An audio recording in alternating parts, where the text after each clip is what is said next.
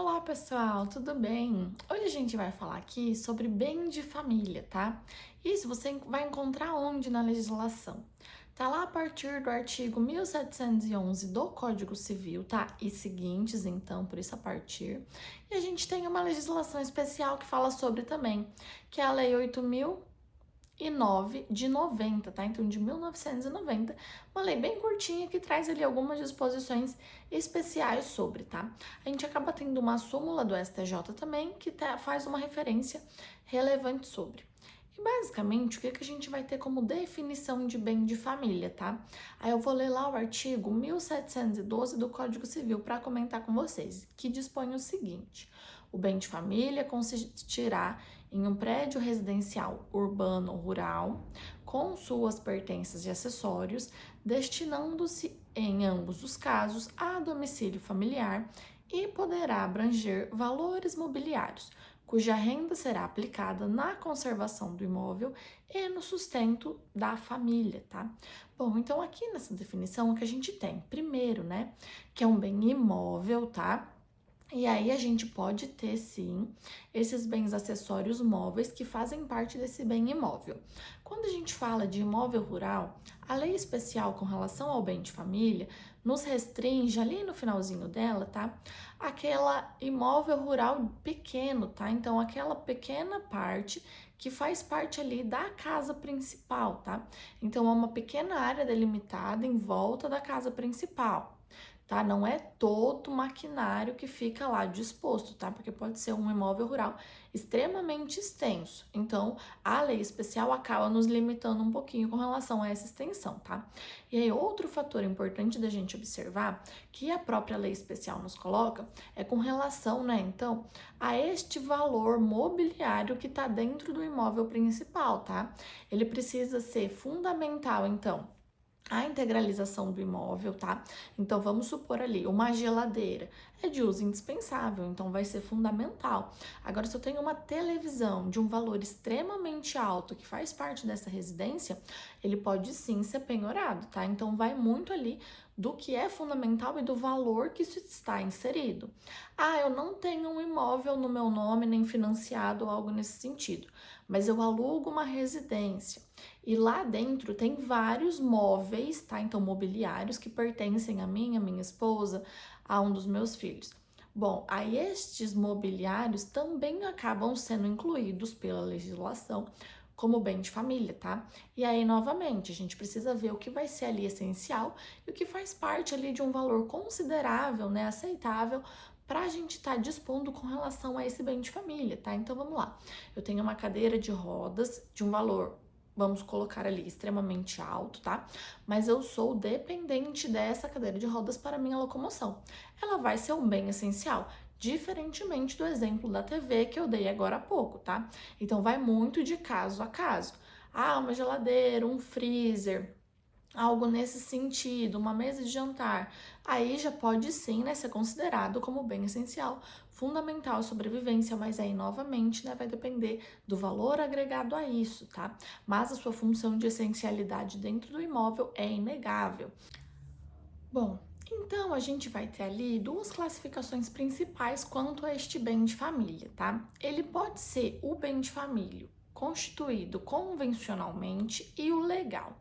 O legal, ele é o propriamente da Lei 8.009 de 90 que eu mencionei aqui no comecinho da aula, tá?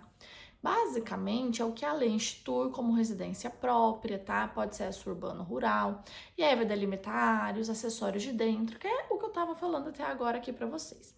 E essa outra modalidade de classificação, que é a convencional, o que a gente vai ter? Ela não vai advir de lei, né? Mas ela está presente no Código Civil e nessa lei especial também. E aí ela vai ser aquele bem de família que faz parte ali, né, do imóvel principal, né, da residência familiar, que vai ser instituída em cartório. Quando a gente fala desse cartório, é do registro de imóveis mesmo, tá? E esse bem de família, ele pode ter o valor de até 1/3 do patrimônio total, tá? Posso estar falando aqui do casal. E aí, lembra que eu mencionei uma súmula? E a súmula 364 do STJ. A gente fala muito de bem de família e pensa na figura do casal propriamente dito ou dos filhos, mas não necessariamente, tá? A pessoa solteira, a pessoa viúva. Então, hoje a gente tem muito, né, muito falado dentro do direito civil da família unipessoal, anaparental. Então, a gente tem várias modalidades de família e todas vão ser incluídas dentro deste quesito do bem de família, tá? Então, basicamente, aí, voltando lá à questão do bem de família convencional, vai ser aquele instituído em cartório. Então, tem como eu ir em cartório, tá? E fazer o registro de um bem de família específico. Vamos supor que eu tenha vários imóveis. Eu escolho um específico para ser residência e faço ali, né, com relação, né, até um terço do valor total do patrimônio líquido. Então, é um valor bem maior do que apenas de um imóvel. Vai depender muito do valor que eu tenho disponível e do valor do imóvel que eu resido, né? Para estar se tornando bem de família. Então, até um terço do patrimônio total, tá?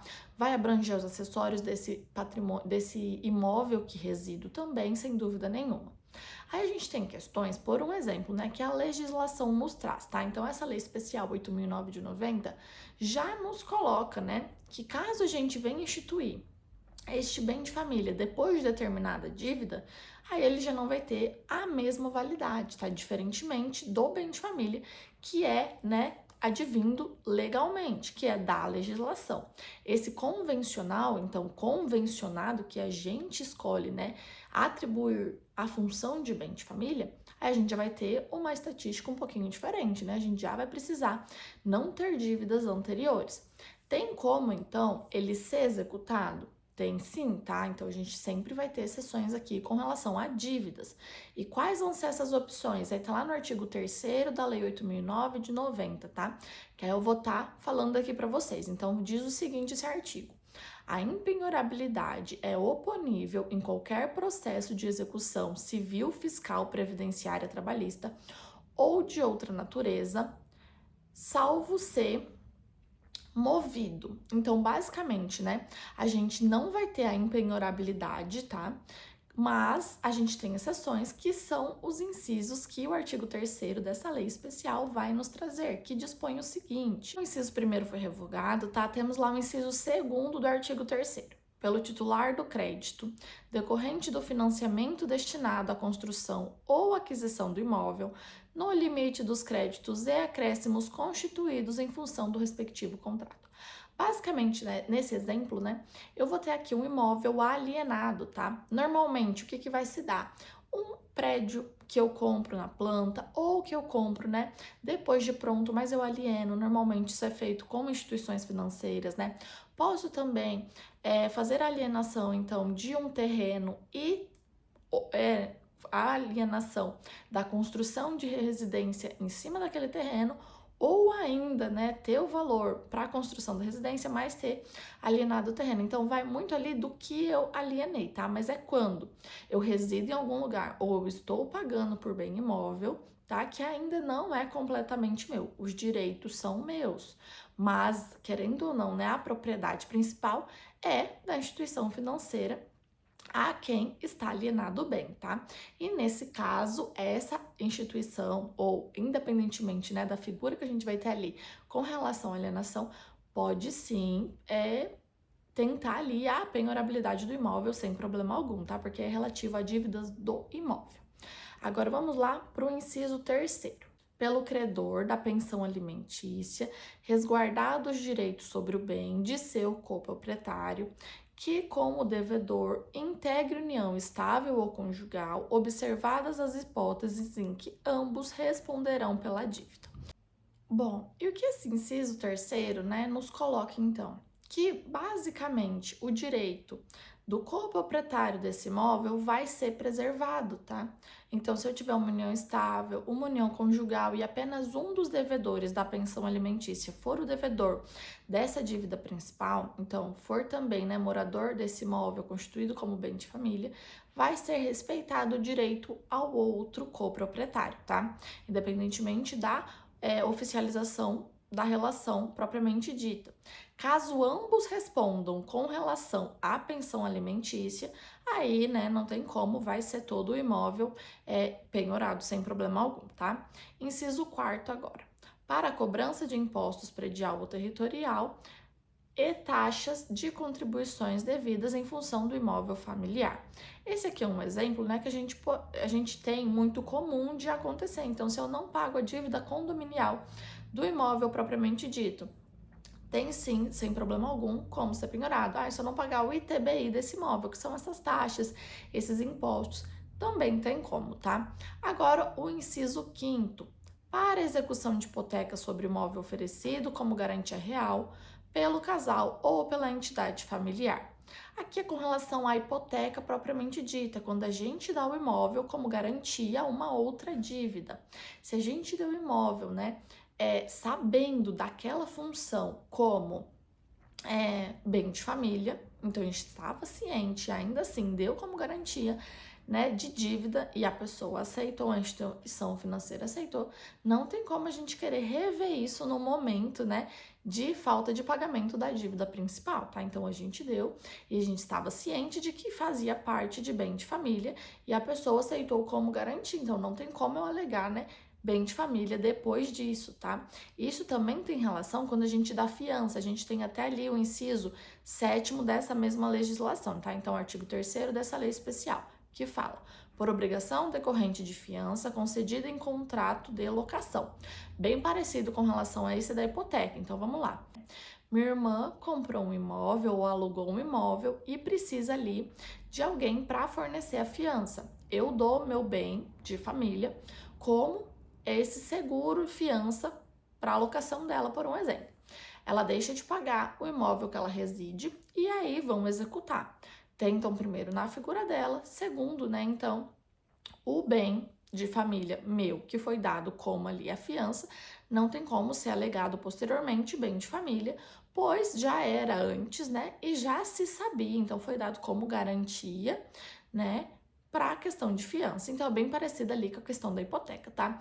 E aí, por fim, inciso 6º, que fala: por ter sido adquirido como produto de crime ou para execução de sentença penal condenatória, ressarcimento, indenização ou perdimento de bens. Esse aqui a gente está falando de lei especial, né? Mas o Código Civil, ele sempre nos coloca ali, né, da autonomia das partes e também do produto legal. Se a gente tem um bem de família, né, adquirido de maneira não legal, tá? Então, como produto de crime, não tem como ele ser considerado bem de família, mas é basicamente disposição legal que a própria lei civil nos coloca, tá? Então, nada diferente aqui. Bom, por fim aqui, né, sobre as disposições do bem de família, a gente retorna para o Código Civil e lá nas disposições finais com relação ao bem de família, fala como se dá a extinção do bem de família, tá? Então, se for, né, instituído o bem de família, a gente pode tirar, então, a instituição do bem de família. Então, vamos lá. Eu tenho vários imóveis residenciais. Eu instituo determinado imóvel como bem de família. E depois eu quero alterar, e aí altero o imóvel e a residência, tá? Não teria problema aqui. Vai ser extinguido o principal e vai ser passado para outro, tá? A gente vai ter a outra modalidade de extinção, que vai se dar pela morte, então, de ambos os cônjuges, caso fossem ambos os cônjuges ali conviventes, que aí, como eu falei, né, já temos súmula e temos várias modalidades de família, né, hoje em dia. Tem como a gente ter a formação da família unipessoal, então, se eu sou solteira, tenho um imóvel, esse imóvel vai ser considerado bem de família sem problema algum, né? E aí, caso eu venha a falecer, ou ambos os cônjuges residentes naquele imóvel venham a falecer, e aí os filhos, né, que também residiam ali, adquiram a maioridade, ou não sejam dependentes, tá, da curatela, a gente pode, então, ter a extinção ali do bem referido como bem de família, tá? Então, vamos supor que no exemplo específico a gente tinha ali a moradia de um casal principal formado por um homem e uma mulher e ele tinha ali, né, a figura de 2 filhos. Ambos falecem num acidente de carro, por um exemplo, então, né, marido e mulher falecem num acidente de carro, deixam ali como bem de família ainda assim para 2 filhos. Um desses filhos completa a maioridade, o outro filho ainda é menor. Enquanto esse filho continuar sendo menor, conforme a legislação vigente, 18 anos, né? A gente vai ter ainda a constituição do bem de família. A partir do momento que esse último filho completa ali a maioridade, tá? E aí que ambos, então, não dependam do Instituto da Curatela, que é um instituto que a gente vai chegar a ver aqui no canal, tá? Tanto tutela quanto curatela, né? Que a gente ainda vai ver aqui. Então, caso esse filho não dependa do Instituto da Curatela, a gente vai ter a extinção após a sua maioridade, tá? E aí, por fim, olha, eu tenho vários imóveis. Eu vou instituir o bem de família como o de maior valor possível. Eu vou residir no de maior valor possível. Isso pode acabar sendo desconsiderado no momento por um exemplo de uma execução, de uma ação judicial, tá? E aí pode ser porque, assim, o que a gente vai ter de função principal do bem de família é algo que advém lá da Constituição, do nosso artigo 5º como direito fundamental, mas é muito ligado ao essencial, à manutenção da vida, tá?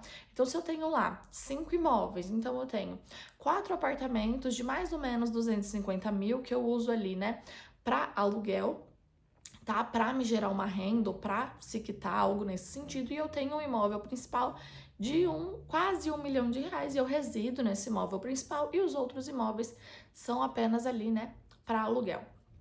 Isso, né, em uma ação judicial pode ser descaracterizado com relação ao bem de família, tá? Porque aí vai muito com relação do essencial. Preciso residir, né, para minha manutenção no imóvel de maior valor, né? Então, por um exemplo, deixando de quitar outros créditos, um crédito trabalhista devido à instituição do bem de família de imóvel específico que vai, sem dúvida nenhuma, me beneficiar, tá? Então, por isso pode acabar sendo revisto. Acredito que é isso. A gente tem alguns artigos referentes a bem de família no Código Civil, vale a pena a leitura, por isso eu sempre menciono aqui no comecinho do vídeo, tá? E a gente tem essa lei especial, que também é bem curtinha, então bem tranquila, tá? Então, a gente tem ali a soma desses dois, né? Dessas duas legislações relevantes aqui para estar falando de bem de família. E é isso, qualquer dúvida pode deixar aí embaixo, tá bom? Obrigada, até a próxima!